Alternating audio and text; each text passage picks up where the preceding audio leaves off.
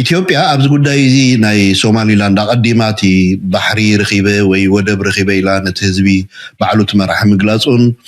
እቲ ህዝቢ እውን ናይ ሓጎስ መግለፂ ምግባሩ ስዒቡ ዝተኸሰተ ዓብይ ዲፕሎማስያዊ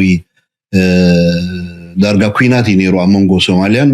ኣብ መንጎ ኢትዮጵያን ተፈጠረ ድሕሪ ሪኢኻ ኢኻ መንግስቲ ኢትዮጵያ ኢዱ ተጠዊ ብሓይሊ ናብ ኣንካራ ኸይዱ ንኽፍርም ተገዲዱ ማለት እዩ ሉዓላውነት ናይ ሃገረ ሶማልያ ግዛእታዊ ሓድነት ሃገረ ሶማልያ ከኽብር ከም ዘለዎ ተገዲዱ ኣብ ኣንካራ ፈሪሙ እታ ፋይል ተዓፅያ ከም ዝረአና ኤርትራን ኢትዮጵያን እንታይ ይገብሩ እቲ ቀንዲ ኣገዳሲ ኣብዚ ኩነታት እዚ because everybody is watching ታብ ክንጀምር መጀመርያ ምክንያቱና ኤርትራ ኣብ ሓደ ክንሪኦ ንኽእልና ኣብይ ኣሕመድ ዓመት ሙሉ ኣብ ዲፕሎማስያዊ ቁማር ተፃዊቱ ነዛ ሕጂ መፅያ ዘላ ኣጋጣሚታት ንኽፈጥር ወይ እውን ሶማሊላንድ ኣፍልጦ ሂቡ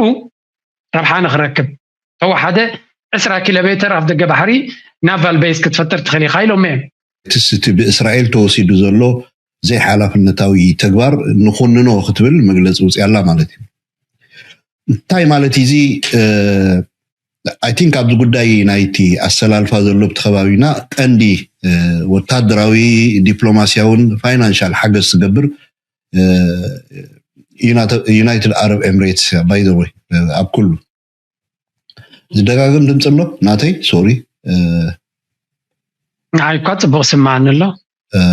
I don't think so maybe no ዋላ ሓንቲ ዝደጋገም ድምፅ ዘሎ ይመስለንን ጽሕፍቲ ትበሃል ይገብርዋ እዮም ኣሜሪካ ኩናት ናይ ሱዳን ተጠው ክብል ደልየ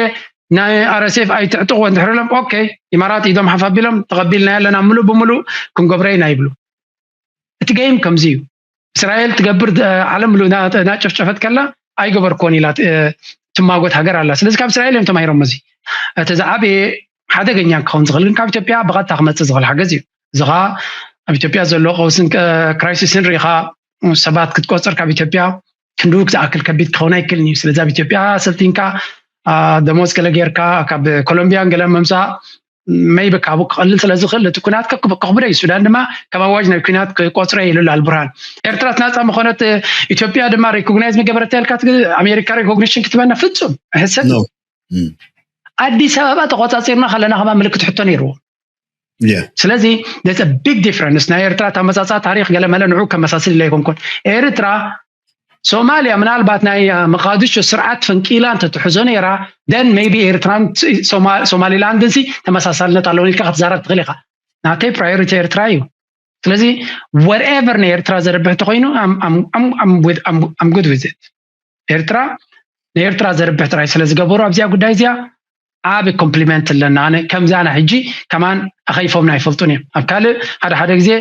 ዝቃወመ ነገራት ኣለኒ እዚኣ ግን perfectly calculated and perfect ዝኾነ ኣብን መልሲ ኢለያ ኣነ ምክንያቱ እዚኣ ጉዳይ ንዓና ትምልከት ጉዳይ ኣይኮነትን ናትና ሲቹዌሽን ሶማሊላንድ ሃገር ኮይና ክልል ኮይና ዝቕየር ነገር የለን ኩነታት ኣብዚ ከባቢና ዝፍጠር ዘሎ ሓድሽ ኣሰላልፋ ትሪኦ ኣለኻ ብፍላይ ሎም መዓልቲ ኤርትራ ዘውፀቶ ሓተታ ኣሎ ብወፃኢ ጉዳይ ቤት ፅሕፈት ወፃኢ ጉዳይ ሚኒስተር ኣቢሉ ናይ ሶማሊላንድ ኣመልኪታ ሓላፍነት ማሕበረሰብ ዓለም ብረዚን ከቕበሎ ከም ዘለዎን ከም ኤግዛምፕል ከማን ናይ ቻይናን ናይ ታይዋንን ጉዳይ ኣሎ እዚ ኢንተርናሽናል ሕጊ ምጥሓስ እዩ ከመይ ርኢኻዮ at the same time ምሳኣ ማዕረ ጌርካ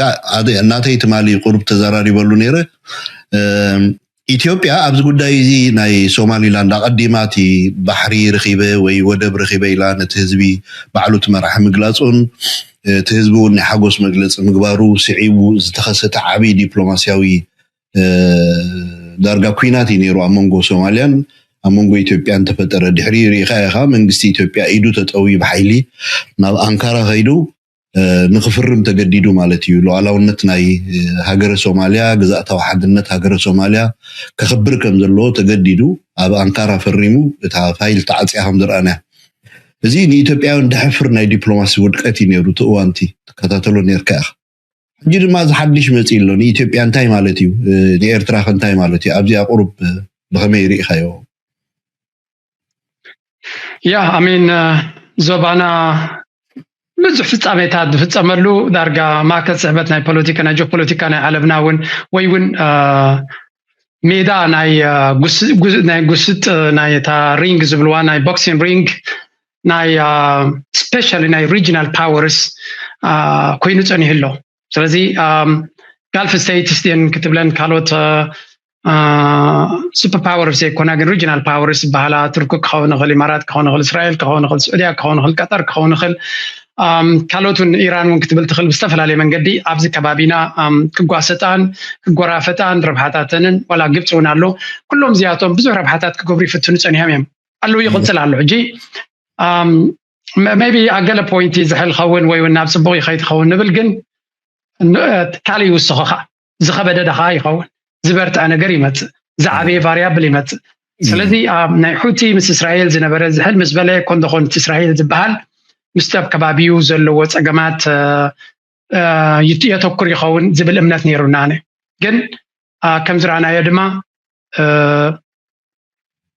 مليسو ناتبلاشي وز خدت راينا رينا ايصغا اسرائيل نتحوت زبال نخد هارمو زع علامات دليتن يجالوا سلازي ندعرس غوينو تدليت زلوا زياده ربحاتها زناب بسومالي لاند تمصو زل حجي دارغا مكسير تراوني الولو فخام يلوس كزرف سني هي عند بتاي كون نيرو اسرائيل لما بزو نغرات كدلص اني هيا نزو كنتات زدما مزميزه تمصزلا مس سومالي لاند ابناي قطبان جلن ربحا سلازرايا زلو يكونن نزي بيورلي ان سكيورتي تمصزلا سكيورتي دما نبزو علامات كتقملو مخانا فلوتيو حجينا بيرتران اثيوبيان كنا نريغلنا اسرائيل ربحا كتقبر مزواص اخذ كيد لانه كل جن اسرائيل ادفانتج الله امارات كابوم نلعل نز غداي سريهم ليم سلمتا امارات افلطوك بزي قالو داريل كاغدف ابي امارات هنا افلطوك بي قالو سلمتا داريل كادما واغا سلازخفل زت واغا امارات كفلو ودلوات ايكونن امارات ناي بحق زغرم حيلي اتخل خفلز دل واغا بواغا كالوت يزغبر زلو لذي ايا تجنزبوا من صلوا من تتقيمم نعبي كطبسوا فتينهم سلازي باب غيرهم انقوت نايتي بحرن انقوت نايتي قلاين يوم كفتن فتينهم غانتايو مجمريا علم انت عينت قبر ملسك تفتر تخل خيلهم نعبيهم سليدهم لا برابي ابزع جوان وشتاو كنتاتن كالن كلو وطريلو ابعال سومالي لاند زخيد مغنيات اي نبر نبزحات مغنيات افدق بحر مسكينيا يصا يبلالو كاب سوماليا كاب زل يكركب خليو امين سراويتنا كاب سوماليا تي خانت لغازي تزليوس بخال منقدون كغبروس مخال كاندو مفتن كاندو نيزبال زي تزفتنو كالوت اجندا كم زنبر درو كل سبت زاري بليو anyway اسرائيل نا عالم حقي يكون انترناشونال لو زفرهان زقدسانا يكون نتنياهو he doesn't care انا تو ابغازا كل عينت جبنات فتيمو قداي لغله لنتوم زعقدو ايسيسن كلای بامریکا غیریز قدام زلو ስለዚህ عالم حق يخنا كال زقد سحيل ስለዚህ يكون نتنياهو لعلو كل دما نتنياهو وجن ورا وجن تاون كو كاردا بسلطان خصنا تطقمو ስለዝኾነት ናይ ውግ كنتات تبق عيدلن يزلو ምክንያቱ everything settled እንድሕር ኮይኑ حتى تنز بالالو accountability باسرائيل ስለዝመጾ መህደሚት አላቶ ጀርመኒ ኢራን ካርሚያ ዝብል ድራማ مساخت كدول ስለትخل he's trying to capitalize ነዚያ ነገር እዚያ so ኤርትራን ኢትዮጵያን እንታይ ይገብሩ እትቀንድ አገዳሲው አብዚ ኩነታት እዚ because everybody is watching ታብخን ጀምር መጀመሪያ ምክንያቱና ኤርትራ በባህራን ሪዮን ኸልና አብይ አህመድ አመት ሙሉ አብ ዲፕሎማሲያው ቁማር ተጻዊቱ ነዛ ሕጅ መጽያ ዘላን አጋጣሚታት ንخፈጥር ወይ ውን ሶማሊላንድ አፍልጦ ሂቡ ረብሓን ክረክብ ተዋሓደ 10 كيلو متر አፍ ደገ ባሕሪ ናቫል ቤዝ ክትፈጥር ትኽሊ ኻይሎም ግን ኮንቲንጀንት አባዝ ለገበድ ድማ ነታን ህና እንደልዩ ዘለና ድማ ክትገብር ኣለካ ኢሎም ሳድማ አፍልጦ እንደሊና ንሓሎም ወለት ኻል ገዲፍካ አፍልጦ ተይብካና ጥራይና ስኽን ገብረልካ ንኽል ስለዚ አፍ ደገ ባሕሪ ክንበካ ናቫል ቤዝ ክትሃንፀሉ ትኽል استراتيجيكاوي حيل كتفطر كحجزك زغل إلهم أفضل كفيتهم له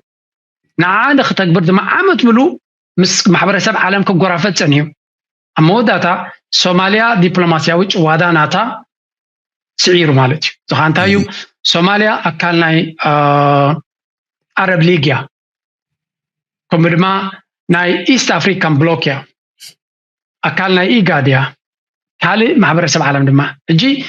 لأنه كله ناي بعد سوماليا حاجة زلهم أثناء دبلوماسية عالم كتمت خلها ني سوماليا كتنكف كلها immediately تتنكفنا زبلو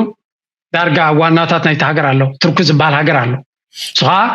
وتهدراون دبلوماسياون ጨዋዳ አለው ስለዚህ ትርኩ ከፈጥሮ ዝኽል ወይት ወይ ክብደት ራይን ኢትዮጵያ ከፍሮ ዝኽል እዩ ኣብለልዩ ብዙሓት ኃይልታት ስለዝነበሩ ልዕሊ ኩሉ ድማ አንጻር ማሕበረሰብ ዓለም አንጻር ቻርተር ናይ ሕብረት መንግስታትን ናይ ሕብረት አፍሪካን ስለዝኸይ ዝነበረ ኩሉ ክሳራታትን ገለ ምሰጋጠሞ ብኩሉ ዳርጋ ምስተነቐፈን ምስተጸርፈን ገዲፈ ያለ ኮይኑ ታትከ እስራኤል ድማ ኩሉ አካይዳ ክትሪዮ ፀኒሃ መዝሚዛ ኩነታት ሪያ ናይ ቀዛ ኩነታት ገለመለ መተሓሓዝን ገለን ሒዘዮ ዶናልድ ትራምፕ ድማ ቢድና ይምዝበልዎ ድማ ቡም እቲዮም ነቲ አፍልጦ ሂብና ኣለና በመባል ነቲ አብይ አሕመድ ክረኽቦ ዝግብኦ ዝነበረ ኩሉ ነገር እስራኤል ረኺባቶ ለጂ ድሕሪ እስራኤል መፅኡ አፍልጠ ሂበተይሉውን ትናቫል ቤዝ ክረክብ ኣይኮነን probably ምክንያቱታ ኤምኦዩ ስለዝገደፈ ስለዚ it's just an አብይ አሕመድ ዝኸበደ ብድሆዩ በሶማሊያ ዝምድና ክፈጥር ይፍትናሎ at the same time ድማ ታዝ ደልያ ዝነበረን ተፈከረላን ካመጽያቶላ ስለዚህ እንታይ ይገብር 14 ሰዓት 48 ሰዓት ሓንቲ ከይገበረ ተጠው ኢሉ ምህላው ትራይ already that tells you a lot ዝሓሰባት እዮም ዛረብ ዘሎ ሳብ ክንደያ መንቀራቅራት ይኹም ዘሎ ኩሉ ዝኸደ ዝነበረ ባሃውርምበር ንረብሓ ናይ ሃገሩ ከም ዘይኮነ እዚውን ነፍሱ ዝኻለ መረዳታ እዮም ዝብሉ ዘሎ ስለዚህ አብይ አሕመድ አፍልጠ ይብ ተኾነ ይብን ንግዜ ክንሪየና ምስ ግዜ ክረዝኸል እዩ but so far ከም ንሪዮ ዘለና ናይ በሓቂ ኣብ ማይዛቶትን ጨዋይ ተغير ዘሎ በር ዓለምሲ ወላ መለስ ቅድሚ ዝነበረስ ዲፕሎማት ናይ ዓዲ እንግሊዝ ከም ዝነገሮም ናይ ብቁጥር ሓደ ይንቅበላና ንሶማሊላንድ አፍልጠይ ንባሊና ቁጥር 3 ድማ ክንከውን ኣይኮናን ኢሉ ነይሩ ስለዚ ኢትዮጵያ ኣብ ግዜ መለስ እውን ነዛ አፍልጦ ዝሲ ክትብ ኢላምስ ምዕራባውያን ሃገራት ተዘራረበሉ ነይራ አል ዩኬ ገለ ይሰርሑሉ ነይሮም but right now it's dynamics ናይ ዓለም ኣዝዩ ሓጋዚ ይኮነን ልኡላውነት ናይ ሃገር ክደፍር ማለት አብይ አሕመድ ኣብ ናይ ቬትሮ ገዛ ዝቕመጥ እዩ look at ትግራይ እንታይ ደልሎ ለሶማል እንታይ ደልሎ አምሓራንም እንታይ ቃለሳሎ so ኢትዮጵያ is a very very dangerous water ኣብ ሓደገኛ ፈለኽለኽ ዝብል ዘሎ ማዩ ዘሊሉ ከኣቱ ዝኽእል ኢትዮጵያ ብፍላይ ኣቢ ነዚ ኣፍልጦ እዚ ካብቶም ቅድሚት ዝኸዱ ስጉምቲ ክወስድ ተኽኢሉ ፅባሕ ንጎ ቀልጢፋ ምክንያቱ ብረት ኣልዒሎም ዝዋግዎ ስለ ዘለው ቀልጢፋ ክትመፅኦ ትኽእል እያ